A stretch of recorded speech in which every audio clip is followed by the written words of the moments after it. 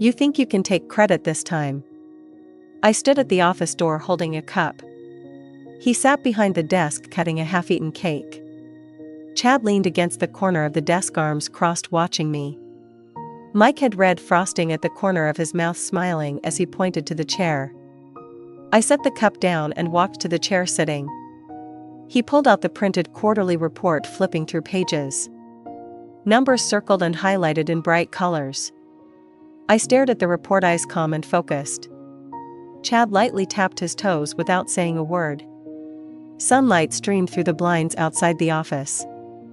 Mike looked up at me, corner of his mouth smiling but eyes wary. I reached out and pushed the report back on the desk.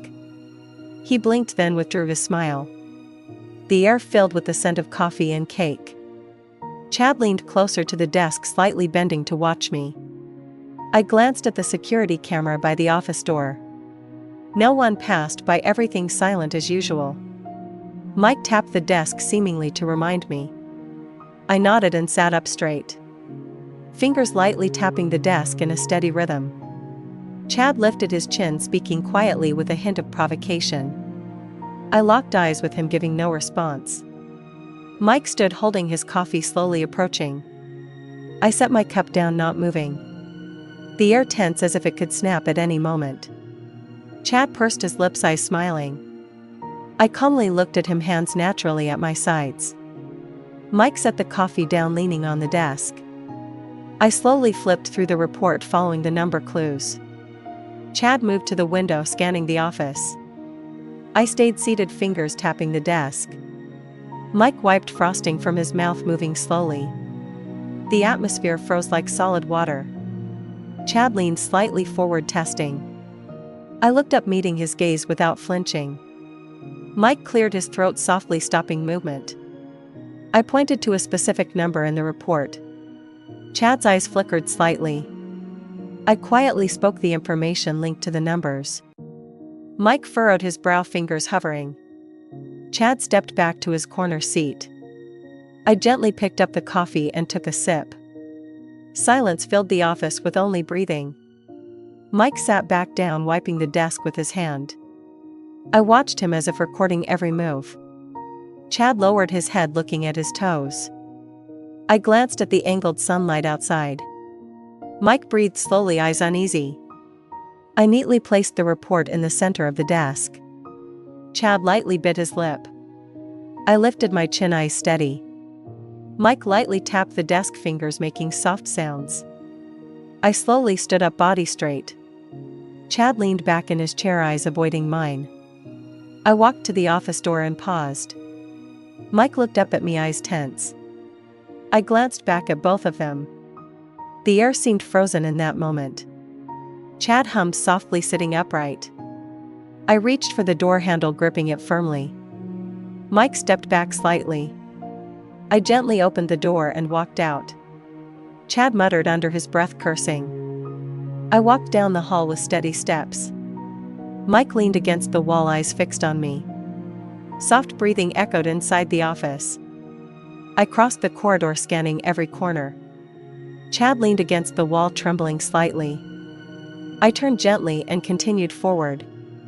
Mike retreated to the corner, body stiff. Office light reflected on the floor. I opened the meeting room door and entered. Chad lowered his head, avoiding my gaze. I scanned the room, tidy as usual. Mike sat back down, fingers clenched. I slowly walked to the seat and sat. Chad leaned in the corner, eyes wandering. I flipped through the report, movements steady. The air thick with tension and authority. I reached out, pushing the report toward Mike. Chad raised his head, slightly unsettled. I quietly reminded him to watch the numbers. Mike frowned, fingers tapping the desk. I scanned the whole room, eyes sharp. Chad bit his lip, leaning back slightly. I reached for the phone, picking it up. Mike froze suddenly. I dialed the internal audit line. Chad's body trembled, eyes darting. The call connected, voice calm and firm. I reported each problem I discovered. Mike's hand shook slightly, no response. Chad lowered his head, biting his fingers. I photographed the report, saving it on my phone. Tension filled the office. Mike tried to argue, voice low. I uploaded the evidence to the internal system. Chad leaned against the wall, body rigid. I stood, walking slowly toward the exit. Mike stood, eyes wide in fear. I glanced back at both of them. The air heavy as a frozen solid. Chad shivered, whispering under his breath. I left the meeting room, footsteps steady. Mike suddenly realized the situation was out of control. I stopped in the hall, pressing the elevator button. Chad leaned against the wall, shaking. The elevator doors opened. I stepped inside. Mike whispered behind me, pleading. I pressed the floor button, not looking back. Chad curled in the corner like a frightened bird. The elevator door slowly closed. In my mind I recalled past depression. Overtime, scolded, opportunities taken away. Every effort deliberately ignored. Colleagues mocked me, smiling. Supervisors dismissed my suggestions publicly. Each humiliation cut like a knife. I could only silently endure. But I quietly collected all the evidence. Recording every false accusation. Saved every email and internal document. Every challenge meticulously logged. I learned legal knowledge and company procedures. Lurked in corners, quietly observing actions. Accumulated information, analyzing flaws and weaknesses. I continuously improved my skills and capabilities, ensuring the next opportunity would not fail. I secretly contacted key department allies. Built an evidence chain that could shift power. I practiced staying calm in every conflict. Letting emotion never interfere with decisions. Finally, today the opportunity matured. I seized the anomalies in the report. Activated internal audit procedures immediately. Mike and Chad panicked, unable to respond. I calmly explained the evidence chain clearly. Every step of revenge precise and effective. They tried to explain, but I ruthlessly rejected.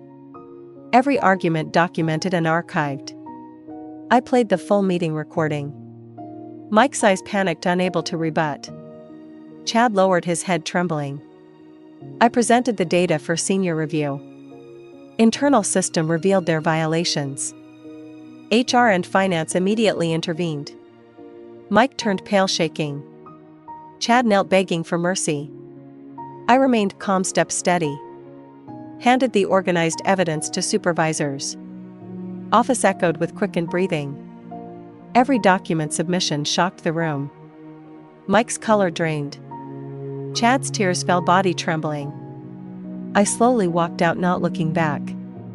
Senior management immediately began internal investigation. Violation records in the system could not be deleted. Mike forced to accept demotion. Chad reassigned away from core department. I sat at my desk sipping coffee. Sunlight fell across the surface.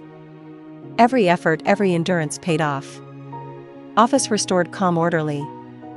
I refocused, preparing next steps. All humiliation and oppression became past. I finally controlled the situation, calm and strong. Revenge landed precisely on every point of responsibility. The guilty trembled helplessly. Victory as natural as breathing. I documented the entire process for completeness. No one could underestimate me in the future. Order restored, I controlled the pace.